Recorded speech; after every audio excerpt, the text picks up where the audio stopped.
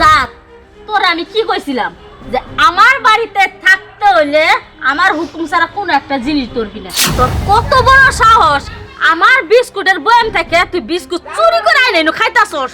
তোর কত বড় জিবা হইছে, তোর জিবা আমি মাপ এখন পাইছি।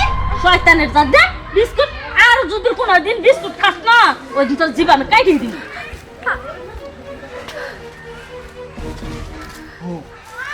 আম্মা তোমার বোন অত্যাচার করে, তাই না? দেখো আমি দূর থেকে সবই দেখছি, কিন্তু আমি কি করবো?